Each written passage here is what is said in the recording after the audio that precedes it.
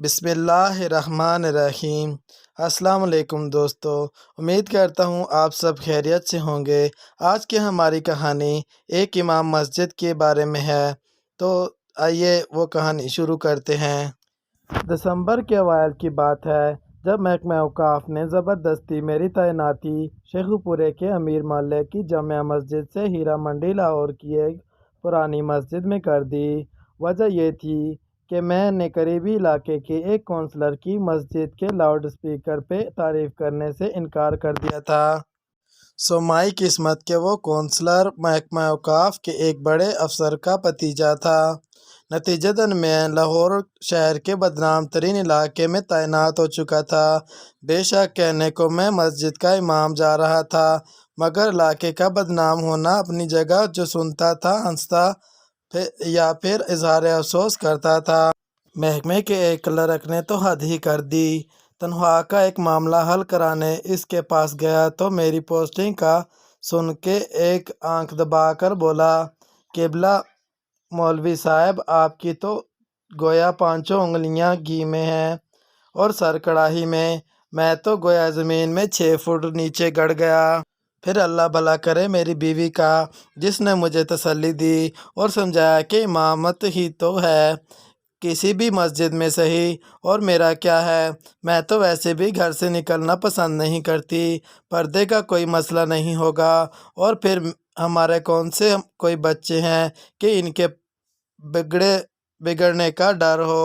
بیوی کی بات سن کر تھوڑا دل کو اطمینان ہوا اور ہم نے سامان باندھنا شروع کیا۔ بچوں کا ذکر چھڑ ہی گیا تو یہ بتاتا چلوں کہ شادی کے 22 سال گزرنے کے باوجود اللہ نے ہمیں اولاد جیسی نعمت سے محروم ہی رکھنا مناسب سمجھا۔ خیر اب تو شکوہ شکایت بھی چھوڑ چکے تھے دونوں میاں بیوی۔ جب کسی کا بچہ دیکھ کر دل دکھتا تھا تو میں یاد الہی میں دل لگا لیتا اور وہ بلی مانس کسی کونے قدرے میں منہ دے کر کچھ آنسو بہا لیتی۔ سامان باندھ کر ہم دونوں میاں بیوی نے اللہ کا نام لیا اور لاہور جانے کے لیے ایک پرائیویٹ بس میں سوار ہو گئے۔ بادامی باغ اڈے پہ اترے اور ہیرا منڈی جانے کے لیے سواری کی تلاش شروع کی۔ ایک ٹانگے والے نے مجھے پتہ بتانے پر اوپر سے نیچے تک دیکھا اور پھر برقع میں ملبوس عورت ساتھ دیکھ کر 40 روپے کے عوض لے جانے کی حامی بھری۔ ٹانگا چلا تو کوچبان نے میری ناقص معلومات میں اضافہ یہ کہہ کر کیا کہ میاں جی جہاں آپ کو جانا ہے اسے ہیرا منڈی نہیں بٹی گلی کہتے ہیں۔ 15-20 منٹ میں ہم پہنچ گئے۔ دوپہر کا وقت تھا، شاید بازار کھلنے کا وقت نہیں تھا۔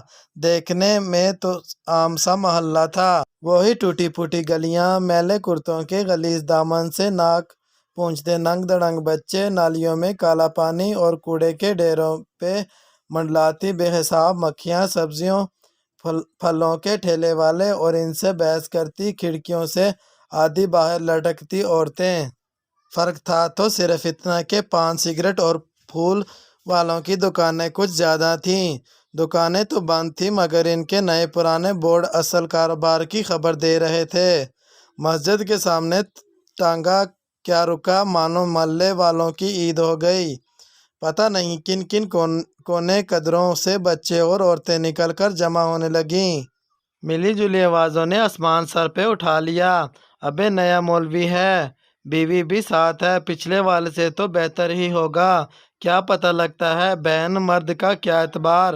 ہاں صحیح کہتی ہے تو، داڑھی والا مرد تو اور بھی خطرناک۔ عجیب طوفان بدتمیز تھا۔ مکالموں اور فکروں سے یہ معلوم پڑتا تھا کہ جیسے طوائفوں کے محلے میں مولوی نہیں، شرفاء کے محلے میں کوئی طوائف وارد ہوئی ہو۔ اس سے پہلے کہ میرے ضبط کا پیمانہ لبریز ہوتا، خدا خوش رکھے غلام شبیر کو جو مولوی صاحب کرتا دوڑا آیا اور ہجوم کو وہاں سے بھگا دیا۔ پتہ چلا کہ مسجد کا خادم ہے اور عرصہ 25 سال سے اپنے فرائض منصبی نہایت محنت اور دیانتداری سے ادا کر رہا تھا۔ بھائی طبیعت خوش ہو گئی اس سے مل کے۔ دبلا پتلا پکی عمر کا مرد، لمبی سفید داڑھی، صاف ستھرا سفید پاجامہ کرتا، کندھے پہ 4 खाने वाला सुर्ख सफ़ेद अंगूठा, पेशानी पे महराब का काला निशान, सर पे सफ़ेद टोपी और नीची निगाहें। सादा और नेक आदमी और मुंह पे शिकायत का एक लफ्ज़ नहीं।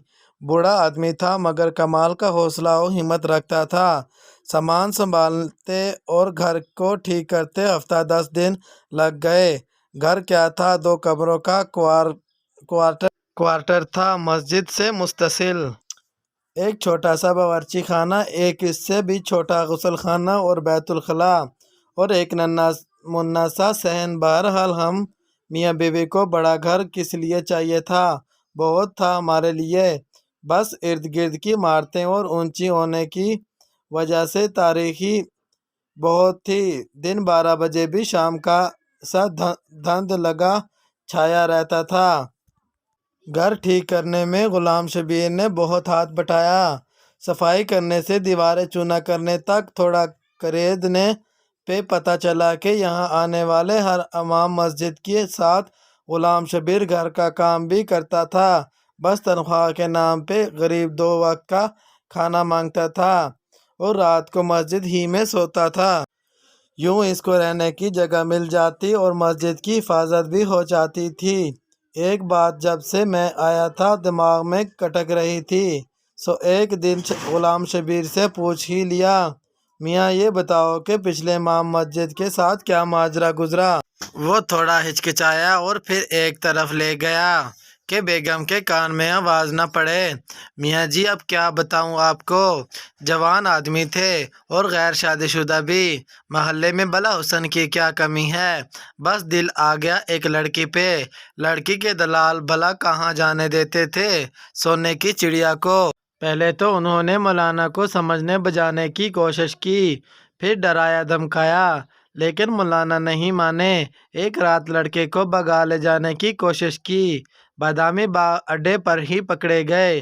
जालमों ने इतना मारा पीटा कि मौलाना जान से गए। गुलाम शबीर ने निहायत अफसोस के साथ सारी कहानी सुनाई। पुलिस वगैरह कातिल पकड़े नहीं गए? मैंने घबरा कर पूछा। गुलाम शबीर हंसने लगा, कमाल करते हैं आप भी मियाँ जी, पुलिस भला इन लोगों के चक्करों में कहाँ पड़ती है, बस अपना भत्ता वसूल किया और गैब। और वैसे भी तो कोतवाल साहब खुद इस लड़की के आशिकों में शामिल थे। ला हौला वला कुव्वता इल्ला बिल्लाह। कहाँ इस जहन्नम में फंस गए। मैं ये सब सुनकर सख्त परेशान हुआ। आप क्यों फ़िक्र करते हैं मियाँ जी, बस चुप करके नमाज पढ़ें और पढ़ाएं।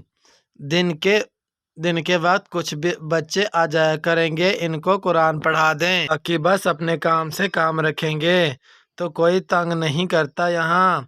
बल्कि मस्जिद का इमाम अच्छा हो तो गुनाहों की इस बस्ती में लोग सिर्फ इज्जत करते हैं। गुलाम शबीर ने मेरी मालूमात में इजाफा करते हुए बताया तो मेरी जान में जान आई। इन्हीं शुरू के अयाम में एक वाक़या हुआ। पहले दिन ही दोपहर के खाने का वक्त हुआ तो दरवाजे पे किसी ने दस्तक दी। गुलाम शबीर ने जाके दरवाज़ा खोला और फिर एक खाने की डिग्गी तश्तरी लेके अंदर आ गया। मेरे सवालिया निगाहों के जवाब में कहने लगा, नूरा ने खाना भिजवाया है, पड़ोस में रहती है। मैं कुछ न बोला और ना ही मुझे कोई शक गुजरा। सोचा होगी कोई अल्लाह की बंदी। और फिर इमाम मस्जिद के घर का चूल्हा तो वैसे भी कम ही जलता है। बहरहाल जब अगले 2 दिन भी ये ही मामूल रहा तो मैंने सोचा कि ये कौन है जो बगैर कोई एहसान जताए एहसान किए जा रही है। ईशा की नमाज के बाद मस्जिद में ही था जब गुलाम शबीर को आवाज़ दे के बुलाया और पूछा, मियाँ गुलाम शबीर, ये नूरा कहाँ रहती है? मैं चाहता हूँ मेरी घर वाली जाकर उसका शुक्रिया अदा कर आए। गुलाम शबीर के तो ओसान ख़ता हो गए ये सुनकर। मियाँ जी, बीबी नहीं जा सकती जी वहाँ। मैंने हैरानी से मज़ीद इस्तफसार किया तो गोया गुलाम शबीर ने पहाड़ ही तोड़ दिया मेरे सर पे। मियाँ जी, उसका पूरा नाम तो नहीं पता, मगर सब इसको नूरा कंजरी के नाम से जानते हैं। पेशा करती है जी, पेशा करती है, यानी तवाइफ है, और तुम हमें इसके हाथ का खिलाते रहे हो। अस्तगफिरुल्लाह। غلام شبیر کچھ شرمسار ہوا میرا غصہ دیکھ کر۔ تھوڑی دیر بعد ہمت کر کے بولا، میاں جی یہاں تو سب ایسے ہی لوگ رہتے ہیں، ان کے ہاتھ کا نہیں کھائیں گے تو مستقل چولہا جلانا پڑے گا، جو آپ کی تنخواہ میں ممکن نہیں۔ یہ سن کر میرا غصہ اور تیز ہو گیا۔ ہم شریف لوگ ہیں، غلام شبیر بھوکے مر جائیں گے مگر طوائف کے گھر کا نہیں کھائیں گے۔ میرے تیور دیکھ کر غلام شبیر کچھ نہ بولا، مگر اس دن کے بعد سے نورہ کنجری کے گھر سے کھانا کبھی نہ آیا جس مسجد کا میں امام تھا۔ عجیب بات یہ تھی کہ اس کا کوئی نام ہی نہیں تھا، بس ٹبی مسجد کے نام سے مشہور تھی۔ ایک دن میں نے غلام شبیر سے پوچھا کہ میاں نام کیا ہے اس مسجد کا؟ وہ ہنس کر بولا، میاں جی اللہ کے گھر کا کیا نام رکھنا، پھر بھی کوئی تو نام ہوگا، سب مسجدوں کا ہوتا ہے۔ میں کچھ کسیانہ ہو کے بولا، بس میاں جی بہت نام رکھے، جس فرقے کا مولوی آتا ہے پچھلا نام تبدیل کر کے نیا رکھ دیتا ہے، آپ ہی کوئی اچھا سا نام رکھ دیں۔ وہ سر گجاتا ہوا بولا، میں سوچ میں پڑ گیا، گناہوں کی اس بستی میں اس واحد مسجد کا کیا نام رکھا جائے؟ کیا نام رکھا جائے مسجد کا؟ ہاں موتی مسجد ٹھیک رہے گا، گناہوں کے کیچڑ میں چمکتا پاک صاف موتی۔ دل ہی دل میں نے مسجد کے نام کا فیصلہ کیا اور اپنی پسند کو داد دیتا اندر کی جانب بڑھ گیا، جہاں بیوی کھانا لگائے میری منتظر تھی۔ اب بات ہو جائے قرآن پڑھنے والے بچوں کی۔ تعداد میں 11 تھے اور سب کے سب لڑکے، ملی جلی عمروں کے، 5 سے 11 سال 12 سال کی عمر کے۔ تھوڑے شرارتی ضرور تھے مگر اچھے بچے تھے، نہا دھو کے اور صاف ستھرے کپڑے پہن کے آتے تھے، 2 گھنٹے سپارہ پڑھتے تھے اور پھر باہر گلی میں کھیلنے نکل جاتے۔ کون تھے، کس کی اولاد تھے، نہ میں نے کبھی پوچھا نہ کسی نے بتایا، لیکن پھر ایک دن غضب ہو گیا۔ قرآن پڑھنے والے بچوں میں ایک بچہ نبیل نام کا تھا۔ یوں تو اس میں کوئی خاص بات نہ تھی، لیکن بس تھوڑا زیادہ شرارتی تھا، تلاوت میں دل نہیں لگتا تھا، بس آگے پیچھے ہلتا رہتا اور کھیلنے کے انتظار میں لگا رہتا۔ میں بھی درگزر سے کام لیتا کہ چلو بچہ ہے، لیکن ایک دن ضبط کا دامن میرے ہاتھ سے چھوٹ گیا۔ اس دن صبح ہی سے میرے سر میں ایک عجیب درد تھا۔ غلام شبیر نے مالش کرائی، پیناڈول کی 2 گولیاں بھی کھلائیں، مگر درد زور آور بیل کی مانند سر میں جگاڑتا رہا۔ درد کے باوجود اور غلام شبیر کے بہت منع کرنے پر بھی میں نے بچوں کا ناغہ نہیں کیا۔ نبیل بھی اس دن معمول سے کچھ زیادہ ہی شرارتیں کر رہا تھا۔ کبھی ایک کو چھیڑ کبھی دوسرے کو۔ جب اس کی حرکتیں حد سے بڑھ گئیں تو یکایک میرے دماغ پر غصے کا بھوت سوار ہو گیا اور میں نے پاس رکھی لکڑی کی ریل اٹھا کر نبیل کے دے ماری۔ میں نے نشانہ تو کمر کا لیا تھا مگر خدا کا کرنا ایسا ہوا کہ ریل بچے کی پیشانی پہ جا لگی۔ خون بہتا دیکھ کر مجھے میرے سر کا درد بھول گیا اور میں نے گھبرا کر غلام شبیر کو آواز دی۔ وہ غریب بھاگتا ہوا آیا اور بچے کو اٹھا کر پاس والے ڈاکٹر کے کلینک پر لے گیا۔ خدا کا شکر ہوا کہ چوٹ گہری نہیں لگی تھی، مرہم پٹی سے کام چل گیا اور ٹانکے نہ لگے۔ خیر باقی بچوں کو فارغ کر کے مسجد کے دروازے پہ پہنچا ہی تھا کہ چادر میں لپٹی ایک عورت نے مجھے آواز دے کر روک لیا۔ میں نے دیکھا کہ وہ عورت دہلیز پہ کھڑی مسجد کے دروازے سے لپٹی رو رہی تھی۔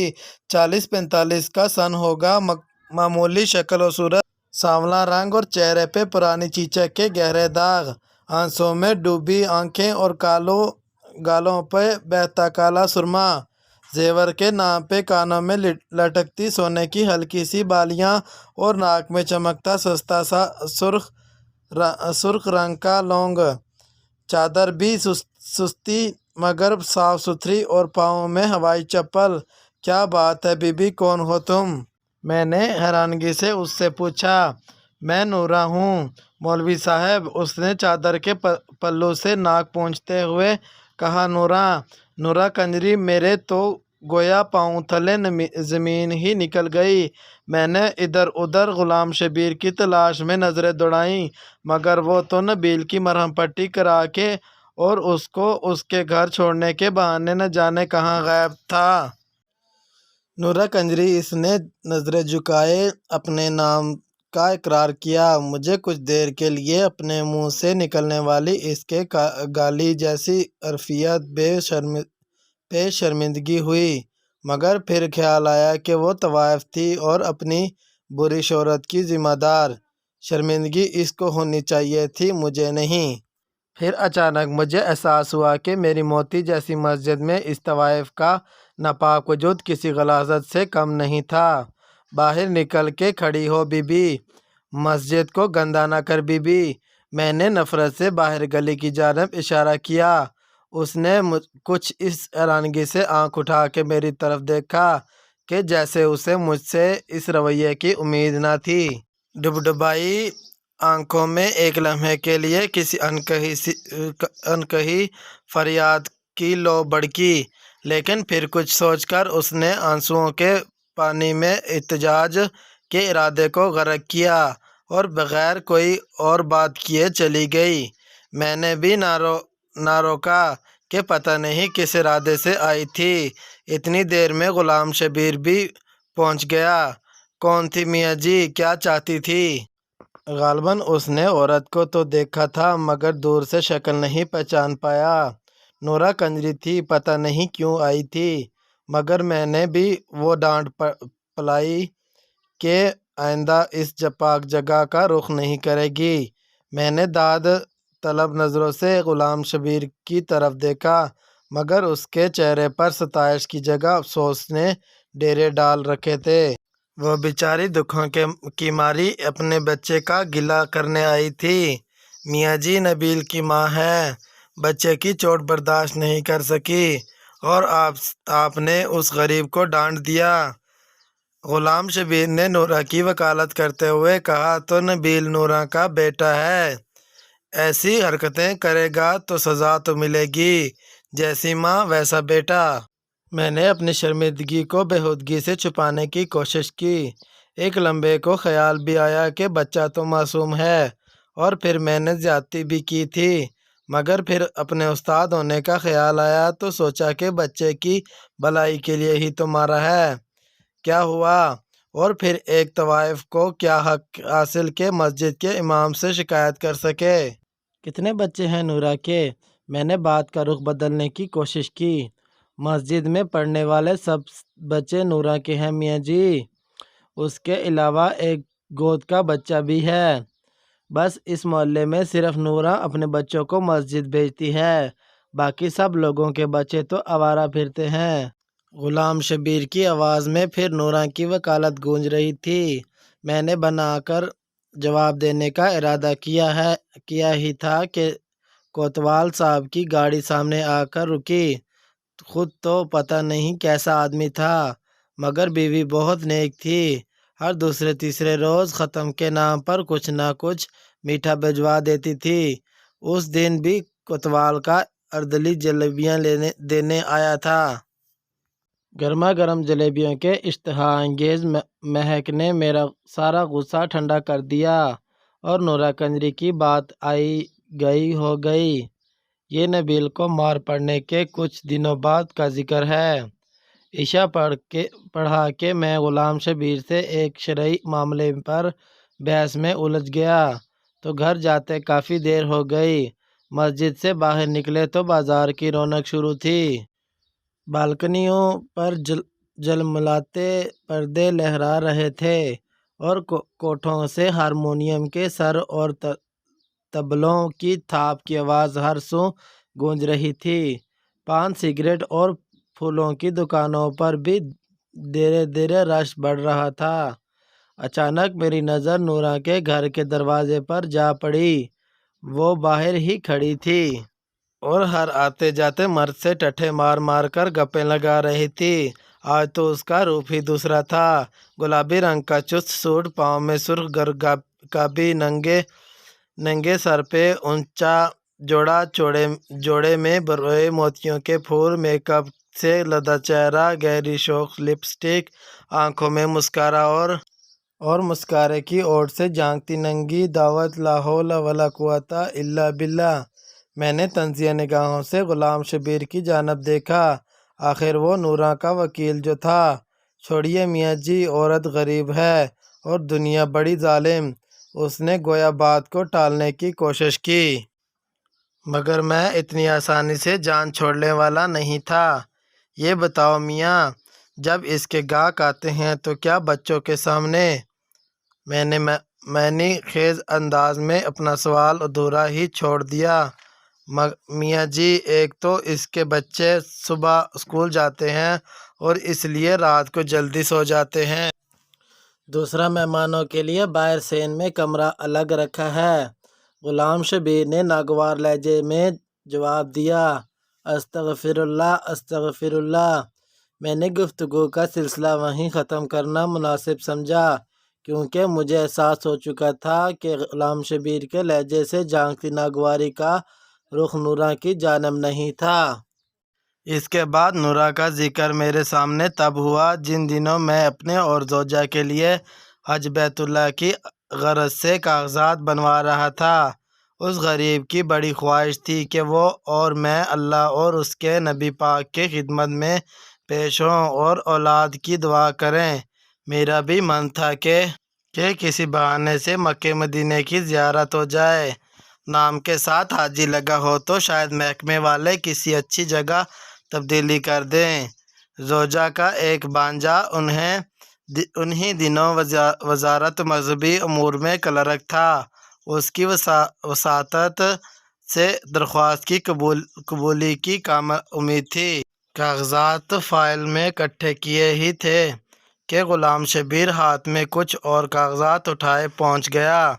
میاں جی، ایک کام تھا آپ سے، اجازت دیں تو عرض کروں؟ اس نے ہچکچاتے کہا۔ ہاں ہاں میاں، کیوں نہیں، کیا بات ہے؟ میں نے داڑھی کے بالوں میں انگلیوں سے کنگھی کرتے ہوئے اس کو بیٹھنے کا اشارہ کیا۔ میاں جی، آپ کی تو وزارت میں واقفیت ہے، ایک اور حج کی درخواست بھی جمع کرا دیں۔ اس نے ہاتھ میں پکڑے کاغذ میری جانب بڑھا دیے۔ دیکھو میاں غلام شبیر، تم اچھی طرح جانتے ہو کہ میں گھر بار تمہارے ذمہ چھوڑ کر جا رہا ہوں، اور پھر تمہارے پاس حج کے لیے پیسے کہاں سے آئے؟ میں نے کچھ برہمی سے پوچھا۔ نہیں نہیں میاں جی، آپ غلط سمجھے، یہ میری درخواست نہیں ہے، نورا کی ہے۔ اس نے سہم کر کہا۔ کیا میاں، ہوش میں تو ہو؟ نورا کنجری اب مکہ مدینے جائے گی، اور وہ بھی اپنے ناپاک پیشے کی رقم سے۔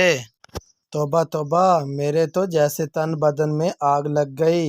یہ واہیات بات سن کر میاں جی، طوائف ہے پر مسلمان بھی تو ہے، اور وہ تو اللہ کا گھر ہے، وہ جس کو بلانا چاہے بلا لے، اس کے لیے سب ایک برابر ہیں۔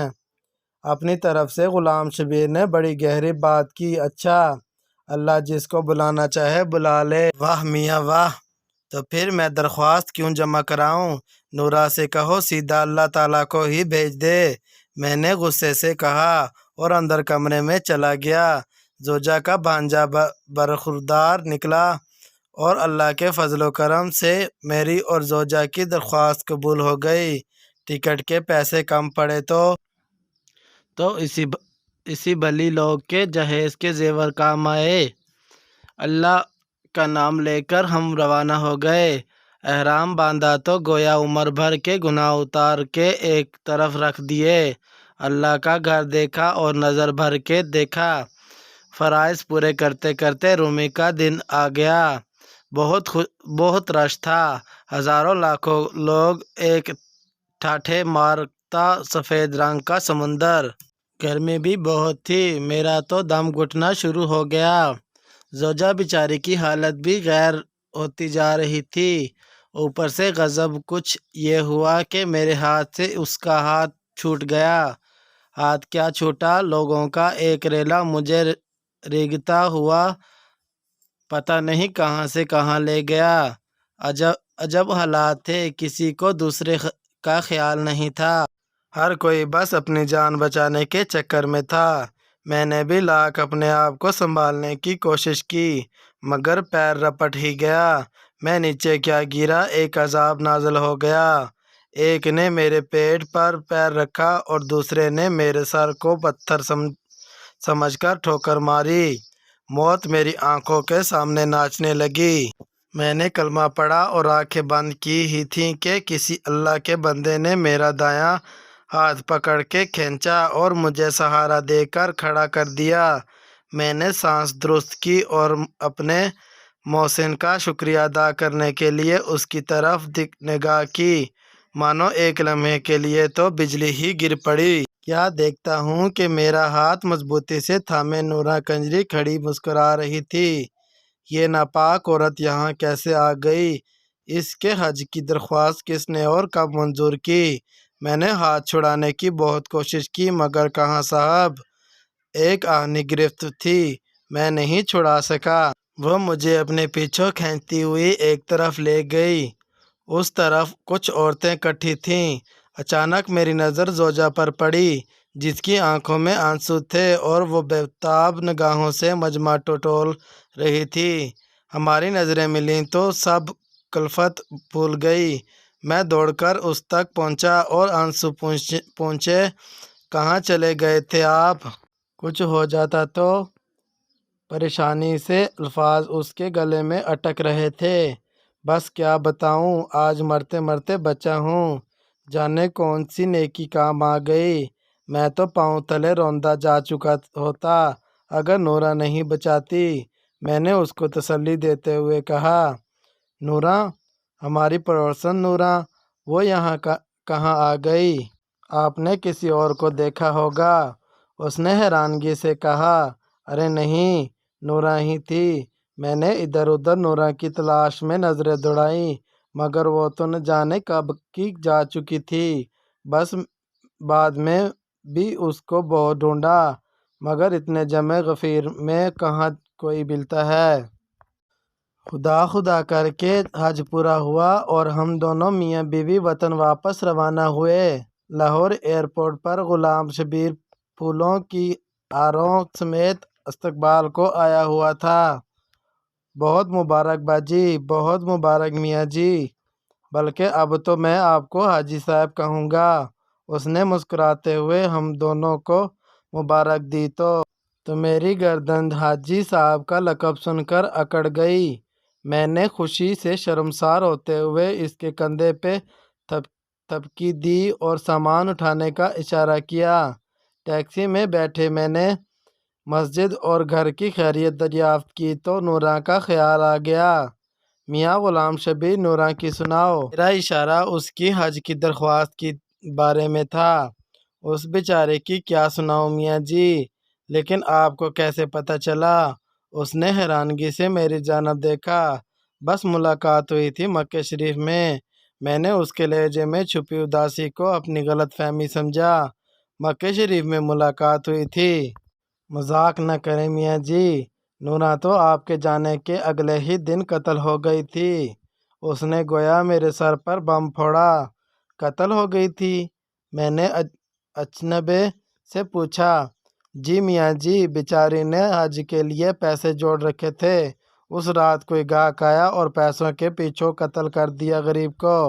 ہمیں تو صبح کو پتہ چلا جب اس کے بچوں نے اس کی لاش دیکھی، شور مچایا تو سب اکٹھے ہوئے۔ پولیس والے بھی پہنچ گئے اور اس کی لاش پوسٹ مارٹم کے لیے لے گئے۔ ابھی کل ہی میں مردہ خانے سے میت لے کے آیا ہوں۔ آج صبح ہی تدفین کی اس کی۔ غلام شبیر کی آواز آنسوؤں میں بھیگ رہی تھی۔ قاتل کا کچھ پتہ چلا؟ میں ابھی بھی حیرانگی کی گرفت میں تھا۔ پولیس کے پاس اتنا وقت کہاں میاں جی کہ طوائفوں کے قاتلوں کو ڈھونڈتے پھریں۔ اس بیچاری کی تو نماز جنازہ میں بھی بس 3 افراد تھے، میں اور 2 گورکن۔ اس نے افسوس سے ہاتھ ملتے ہوئے کہا، اور اس کے بچے، ان کا کیا بنا؟ میں نے اپنی آنکھوں میں امڑتی نمی پونچھتے ہوئے دریافت کیا۔